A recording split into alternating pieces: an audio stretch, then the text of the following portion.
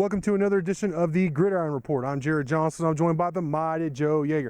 Mighty Joe, man, here recently, a couple weeks ago, we did one of our installments of like the position breakdowns, and we talked about defensive backs. And I think there's several guys that we mentioned that need to really come on and step up. And I think you mentioned Octavius Morgan as a guy. If he can come back from his injury, he would be huge. And I mentioned Jalen Lane coming back from after being out of the program and off the team last year, but having been here in the spring. If he could step up, that would be huge. Well, Octavius Morgan is retired, and Texas Tech has confirmed that Jalen Lane is once again no longer with the program. So I think that's 5 strikes now for Jalen Lane. So I really don't expect him to see him.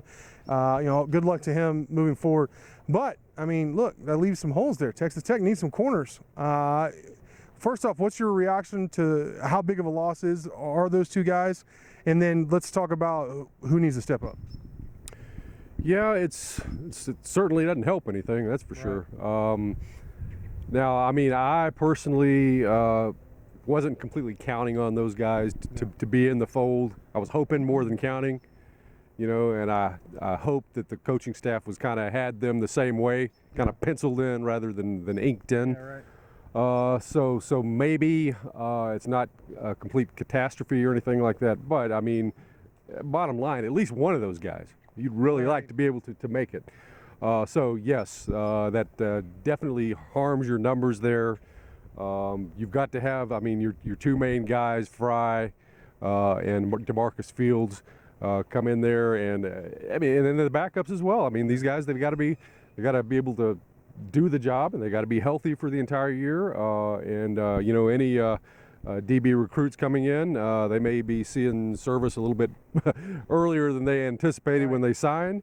So it's all hands on deck at this point. All new guys, all freshmen say they want to play, but sometimes I'm skeptical. I don't know, some of them are a little nervous, Especially at that position. Right, yeah, in the Big 12. So, but I think Daquan Watts is a freshman who's a prime candidate. I think he's a very confident guy, highly rated guy, had a lot of Power 5 offers before he basically fell into Texas Tech lap. They need him to not play like a freshman, basically. They need him to step up. Des Smith's another guy I think who needs to step up. Yeah. Where I was with Octavius Morgan and Jalen Lane was, I was skeptical Octavius Morgan was really going to be able to come back and play that position after such a devastating injury. I was hopeful for him, and I heard some good reports in spring of him, really working it out. But I'm not surprised that he had to retire.